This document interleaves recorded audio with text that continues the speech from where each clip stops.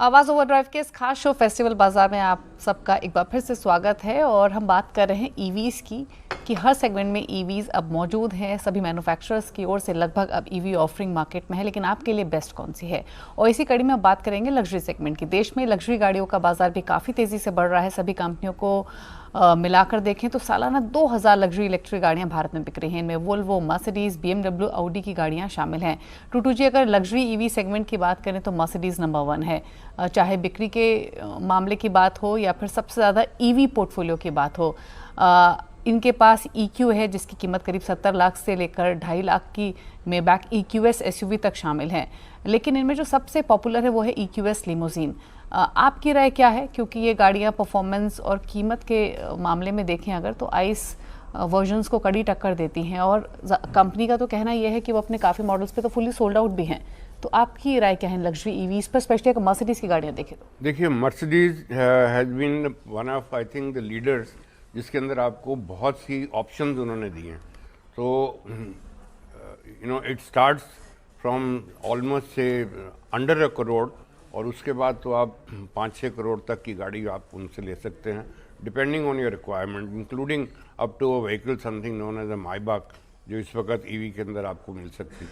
So as far as EV luxury cars are concerned, Mercedes has been a leader और अभी भी leader ही है। लेकिन अगर हम इसी सेगमेंट में दूसरे ब्रांड्स को देखें, BMW दूसरे पायदान पर है। अगर हम EV सेल्स के हिसाब से देखें, इनके पास iX है जिसकी कीमत करीब 70 लाख है। वहीं 2.5 करोड़ वाली i7 M70 भी इनके पास है। लेकिन सबसे ज़्यादा पॉपुलर इनकी i4 और i7 रही है। एक चीज़ देखने को मिली है कि लग्जरी सेगमेंट में भी EV में स्पेशली लोगों की जो हाई एंड लग्जरी कार्स रही हैं, हाई एंड लग्जरी EVs रही हैं, वो उनकी पसंद रही हैं। ऐसा क्यों? मतलब 2-2.5 करोड़ वाली EV उनको आइस के मुकाबले ज़्यादा पसंद आती है, जिस तरीके के सेल्स नंबर्स दिखते हैं। देखिए, when you are talking of luxury vehicle तो ये एक पर्सनल चॉइस की बात है। और साथ साथ में शायद आप ये भी नोटिस करेंगे कि जो भी खरीदने वाले हैं हाई एंड व्हीकल्स, ये most of them are corporate buyers and people who are high profile businessman. तो उन्होंने तो for the sake of offsetting their taxes, तो उनको तो ऐसी लग्जरी ऐसी इन्वेस्टमेंट्स करनी ही पड़ती हैं। And that depends on I mean किस तरह की आप लग्जरी के अंदर इन्वेस्ट करना चाहें, because these are all I would say telling the world that what you are driving. तो इनका देखा जाए, परफॉर्मेंस देखा जाए, वैल्यू फॉर मनी देखा जाए, या इनकी रिटर्न ऑन इन्वेस्टमेंट देखा जाए तो it is almost negligible. But yes, when you are talking of style, it has all the style and you have to show to the world that you have arrived. लेकिन BMW की सभी electric offerings को देखें तो आपकी personal choice किसके साथ जाती है? देखिए, मेरी तो अभी भी i7 और i4 दोनों बहुत बढ़िया प्रैक्टिकल व्हीकल्स हैं, but i7 I think is little more luxurious and a smart looking vehicle. Yes. अच्छा, अगर ऑडी की बात करें तो ऑडी के पास भी EV सेगमेंट में Q8 e-tron है और e-tron GT है, लेकिन पॉपुलर Q8 e-tron ज़्यादा रही है। अगर Q8 e-tron के बारे में बात करें तो ये गाड़ी आपको कैसी लगती है? 1.25 करोड़ के आसपास की इसकी कीमत है। इसके फीचर्स देखें, ड्राइवेबिलिटी देखें तो आपको क्या व्यूज़ हैं आपके? देखिए, Audi has always had been a very exquisite model, और Q7 जो होता था that was one of their flagship models.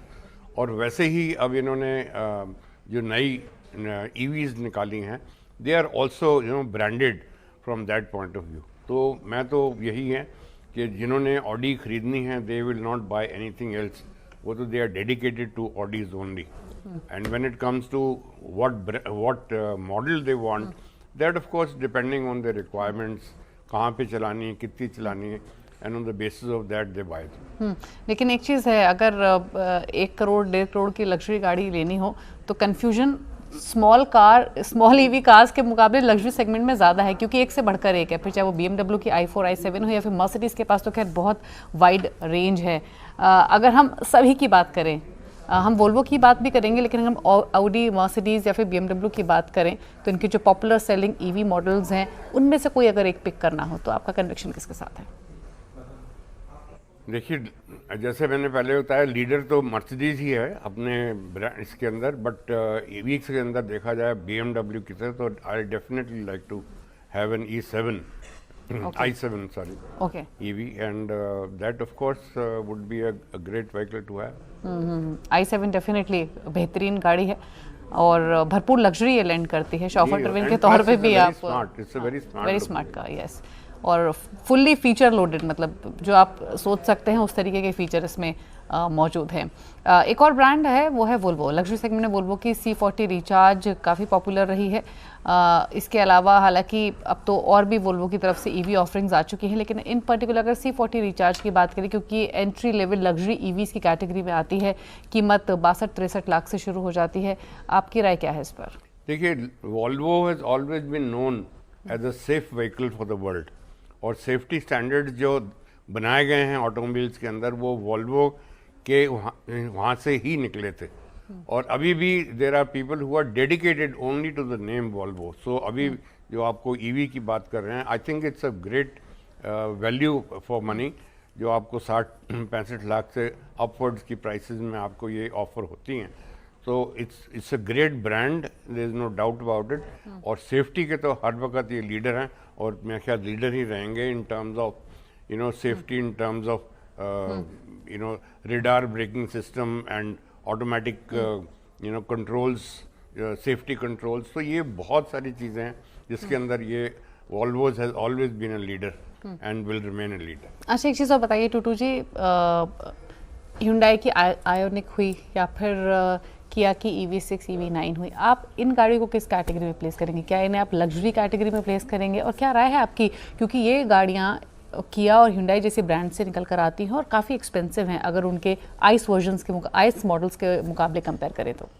देखिए, आप बात करेंगे from luxury point of view in these vehicles, तो डेफिनेटली, बिकॉज एक तो luxury actually comes with the price.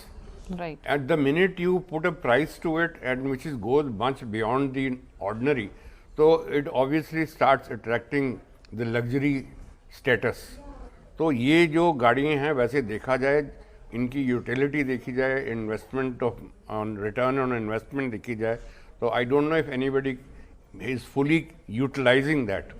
But nevertheless, when you are talking of having these vehicles, yes, you are driving a luxury brand of that particular manufacturer when you talk of these two vehicles।